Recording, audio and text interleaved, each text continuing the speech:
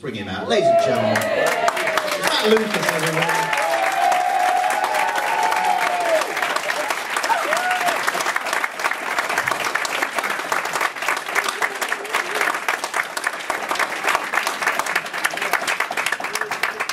I know one thing about Ruislip, right, which is I came to Ruislip when I was 14, because I had a friend called Matthew Griffin, and he went to my school, and him and his brother set up a band, and because I was just learning drums, so I went to his house for the day to play drums, and we went to the local Chinese restaurant around 1 o'clock, and it was closed for lunch. That's the thing I remember about Ruislip. It was a restaurant closed for lunch. That's my Ruislip memory. Yeah. You never came to the Lido, Ruislip Lido? No, I didn't. Oh, you'd like Ruislip Lido. Really? Have you been to Hayes? I haven't been to Hayes or Harlington. It's all round here. It is round here, and yet it's not round here. It's different. It's separate people. We let Sue come. Sue's allowed, but there is, you know, anyone else from Hayes this evening? Exactly my point. Sue's the only one.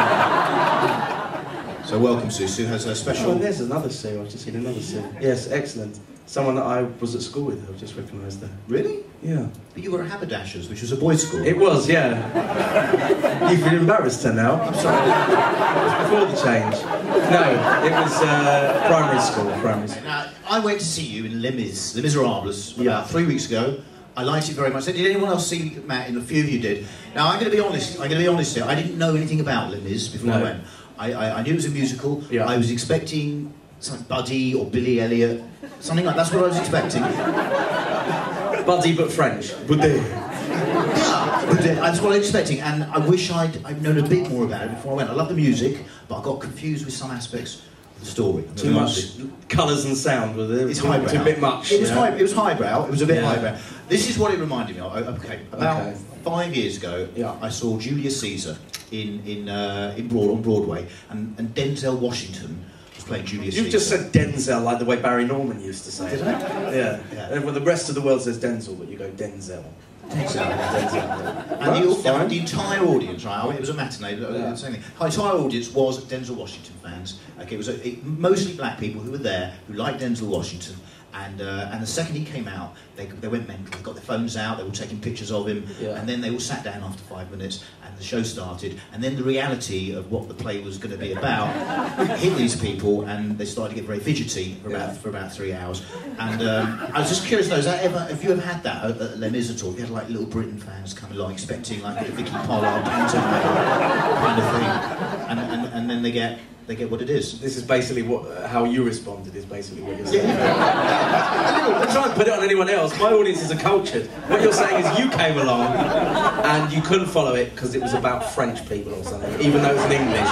Do you have any genuine prejudices that you're able to express through your characters? For example, you've got that guy Tommy, right? Who actually it's not Little Britain, in the new one, Come Fly With Me. He's not very smart, and it looks like you're just taking the piss out of stupid people. And similarly, you got. I hadn't really thought about that. Yeah, but stupid people aren't like a protective group. But actually, I'm a stupid person, and I take offence to the idea that I can't take the piss out of other stupid people. It's a fair point. But and all the chaps, you've got Vicky Pollard again. I mean, you're just having a real go at these poor types of people. Well, I mean, Sue from Hayes, she knows a lot of chaps, and they're not. One of them very kindly lent you their coat. The thing is, can we talk about the nature of celebrity for a second? Yeah, do you mind? Yeah. Because here for the last few years, we've been trying to create a celebrity here at the Comedy Bunker. The person I'm talking about, she knows exactly who she is. You've already met her, and it's Sue from Hayes here. Now, Sue from Hayes. Let me explain what's been going on. Every week since February, we've been trying to. At the end of the show, I've been getting people to add her to Twitter, right? And it's been happening week after week. We have hundreds of people here sometimes. People add her to Twitter, and it's going quite well. I checked earlier today. You've got, Matt, 431,608 followers on Twitter. Did you know that?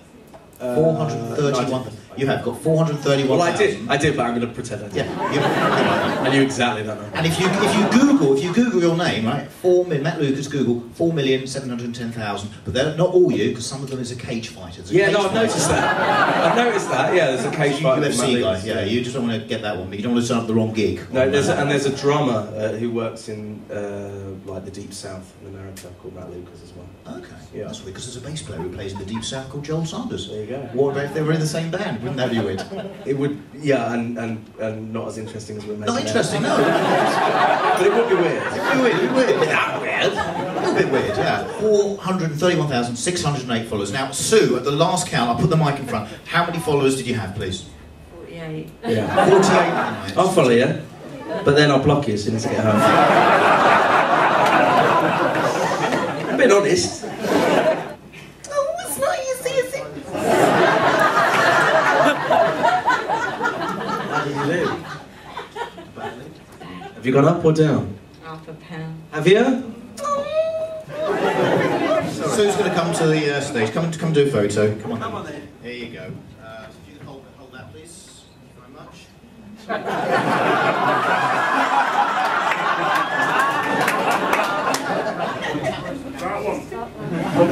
Sue, I was kidding. Sue, I was absolutely kidding. Matt, could you do one for me?